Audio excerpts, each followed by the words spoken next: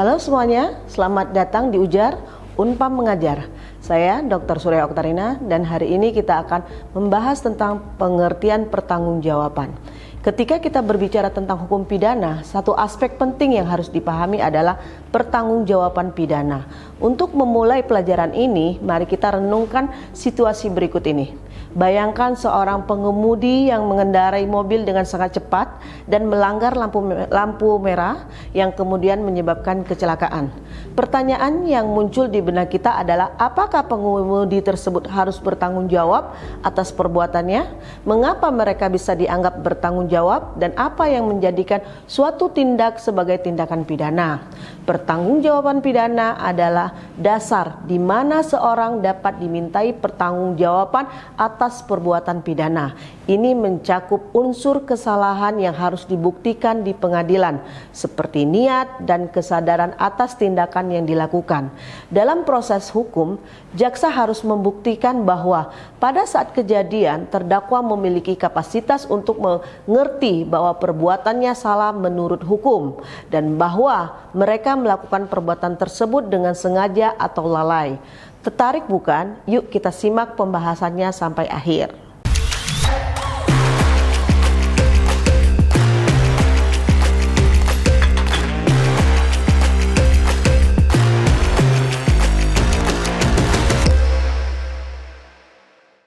Baik teman-teman mahasiswa, dimanapun kalian berada, memahami tentang pertanggungjawaban tindak pidana penting bagi kita karena kita akan pertama kita akan memahami konsep pertanggungjawaban pidana secara utuh merupakan kunci dalam menegakkan keadilan pidana secara tepat.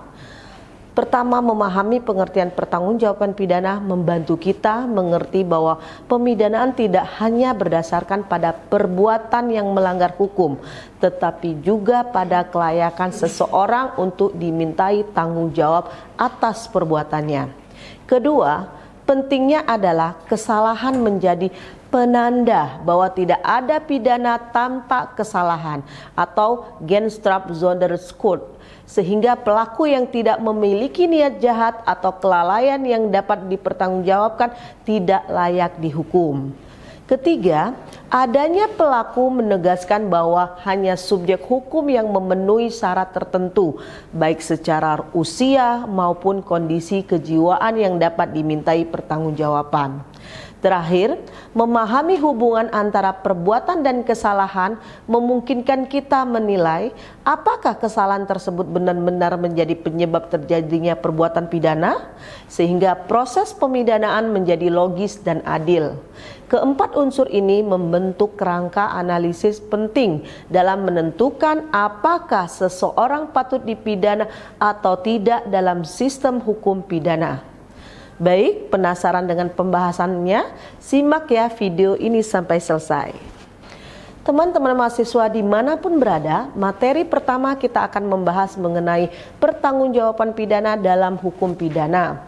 Pertanggungjawaban pidana adalah konsep yang menentukan apakah seseorang yang melakukan perbuatan pidana dapat diminta untuk menanggung akibat hukum atas perbuatan tersebut. Pertanggungjawaban ini tidak hanya bergantung pada terjadinya perbuatan yang dilarang, tetapi juga adanya unsur kesalahan, kemampuan bertanggung jawab, dan hubungan kausal antara perbuatan dan akibatnya. Prinsip ini memastikan bahwa hanya orang yang bersalah secara hukumlah yang bisa dipidana, sesuai azas nulla poena sine culpa, artinya tidak ada pidana tanpa kesalahan. Contoh kasus, seorang pria berinisial A menabrak pejalan kaki sehingga luka parah saat mengemudikan mobil di malam hari. Setelah dilakukan penyelidikan, diketahui bahwa A mengalami serangan epilepsi mendadak ketika menyetir yang membuatnya kehilangan kesadaran penuh sesaat sebelum kecelakaan. Meskipun perbuatan A menyebabkan korban luka-luka atau unsur perbuatan pidana terpenuhi, unsur kesalahan tidak terpenuhi karena A tidak memiliki kesadaran saat melakukan perbuatan tersebut. Dalam hal ini, A tidak dapat diminta pertanggungjawaban pidana karena tidak memiliki kemampuan bertanggung jawab saat kejadian berlangsung. Oleh karena itu, penyelesaian hukumannya adalah menghentikan proses pidana, meskipun korban tetap bisa menempuh jalur perdata atau meminta ganti kerugian. Selanjutnya kita memahami tentang adanya kesalahan sebagai bentuk dari pertanggungjawaban tindak pidana.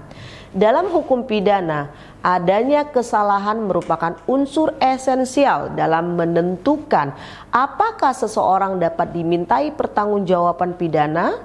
Kesalahan ini mencakup dua bentuk utama, yaitu kesengajaan atau dolus dan kelalaian atau culpa.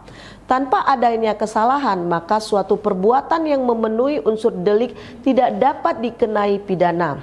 Hal ini sejalan dengan azas Ginstrop-Zonderschule, tidak ada pidana tanpa kesalahan, yang menjamin bahwa pemidanaan harus didasarkan pada kesalahan yang nyata dan dapat dibuktikan. Kita ambil contoh kasusnya seperti ini. Seorang ibu, sebut saja A, meninggalkan anak balitanya tidur sendirian di rumah selama beberapa jam untuk pergi bekerja. Tanpa disadari, kompor gas di dapur bocor dan menyebabkan kebakaran hingga sang anak meninggal dunia. Dalam kasus ini, meskipun si ibu tidak berniat membahayakan anaknya atau tidak ada unsur kesengajaan, namun ia dapat dianggap lalai karena meninggalkan anak kecil tanpa pengawasan dan tidak memastikan kondisi rumah aman. Oleh karena itu, unsur kesalahan berupa kelalaian atau culpa terpenuhi. Berdasarkan hukum pidana, A dapat diminta pertanggungjawaban pidana atas akibat tersebut. Misalnya dengan dijerat pasal 359 KUHP tentang kelalaian yang menyebabkan kematian. Namun dalam penyelesaiannya, hakim juga akan mempertimbangkan faktor-faktor seperti keadaan psikologis, motif, dan tanggung jawab sebagai orang tua yang bisa mempengaruhi berat ringannya pidana. Semakin menarik bukan pemaparannya? Baik, kita lanjutkan dengan pembahasan mengenai adanya pelaku dalam pertanggungjawaban tindak pidana. Salah satu unsur penting dari pertanggungjawaban pidana adalah adanya pelaku yang dapat dimintai pertanggungjawaban atas suatu perbuatan pidana. Pelaku yang dimaksud harus merupakan subjek hukum yang cakap secara hukum, artinya memiliki kemampuan bertanggung jawab secara pidana, baik dari segi usia, kondisi mental maupun kesadarannya saat melakukan perbuatan. Tanpa pelaku yang sah menurut hukum, tidak mungkin suatu perbuatan dapat dimintakan pertanggungjawaban pidananya, sekalipun akibat pidana telah terjadi. Ibu berikan contoh kasusnya. Seorang anak berusia 10 tahun melempar batu ke arah kendaraan yang sedang melaju dan menyebabkan kecelakaan lalu lintas yang mengakibatkan luka-luka pada pengemudi motor. Meskipun perbuatan si anak telah menyebabkan akibat pidana atau luka-luka, namun karena usia masih di bawah umur, yang dapat diminta pertanggungjawab pidana menurut KUHP adalah di bawah 12 tahun. Maka anak tersebut tidak dapat dimintai pertanggungjawaban secara formal. Penyelesaian hukumnya mengacu pada sistem peradilan pidana anak yang bersifat restoratif justice, seperti pembinaan di luar peradilan, konseling atau pengawas oleh orang tua dan lembaga sosial. Dalam hal ini, fokusnya bukan pada pemidanaan, tetapi pada pembinaan dan perlindungan anak. Pelaku di sini tidak sekedar siapa yang melakukan perbuatan, tetapi juga harus memenuhi syarat sebagai subjek hukum yang dapat dimintai pertanggungjawaban secara sah. Baik teman-teman mahasiswa dimanapun Anda berada, materi terakhir yakni hubungan perbuatan dan kesalahan untuk menentukan pertanggungjawaban pidana dalam hukum pidana. Unsur kesalahan memang memegang peran yang sangat penting dalam menentukan apakah seseorang dapat diminta pertanggungjawaban atas tindak pidana yang dilakukannya. Kesalahan ini mencakup dua kategori utama, yaitu kesengajaan atau yang disebut dolus dan kelalaian atau culpa. Agar pertanggungjawaban pidana dapat diterapkan, kesalahan yang dilakukan oleh pelaku harus memiliki relevansi langsung dengan perbuatan pidana yang terjadi. Hal ini berarti bahwa kesalahan tersebut harus menjadi unsur yang mendasari terjadinya perbuatan yang melanggar hukum, baik itu dalam bentuk tindakan yang disengaja maupun yang dilakukan dengan kelalaian. Tanpa adanya keterkaitan antara kesalahan dan perbuatan yang dilakukan, tidak ada dasar hukum yang kuat untuk menjatuhkan hukuman, meskipun perbuatan tersebut merugikan pihak lain atau masyarakat. Pertanggungjawaban tidak hanya ditentukan oleh adanya perbuatan yang melanggar hukum dan adanya kesalahan, tetapi juga oleh hubungan antara perbuatan dan kesalahan tersebut. Artinya, harus dibuktikan bahwa kesalahan yang dimiliki pelaku benar-benar menjadi penyebab terjadinya perbuatan pidana. Tanpa adanya hubungan yang jelas antara kesalahan dan perbuatan, maka pertanggungjawaban pidana tidak dapat dibebankan secara sah. Pelaku tidak dapat dipertanggungjawabkan secara sah meskipun perbuatannya dapat dilihat sebagai tindak pidana. Unsur ini penting agar pemidana tidak diberikan secara sewenang-wenang dan tetap menjunjung tinggi prinsip keadilan substansif. Misalkan seorang bernama T bekerja sebagai sopir angkot. Suatu hari rem kendaraannya blong dan menyebabkan kecelakaan lalu lintas yang melukai beberapa penumpang. Setelah diperiksa, ternyata T sudah menyadari sejak 2 minggu sebelumnya bahwa rem angkotnya bermasalah, namun tidak segera memperbaikinya. Dalam kasus ini, perbuatan pengemudi di kendaraan yang menyebabkan kecelakaan dan kesalahan atau kelalaian T yang tidak memperbaiki rem memiliki hubungan yang langsung dan nyata karena T mengetahui adanya potensi bahaya namun tetap mengemudi. Maka ia dapat dipidana atas kelalaian yang menyebabkan luka-luka pada orang lain. Pasal 360 KUHP dapat dikenakan dan penyelesaian hukumnya dilakukan melalui proses peradilan dengan mempertimbangkan tingkat kelalaian dan akibat yang ditimbulkan.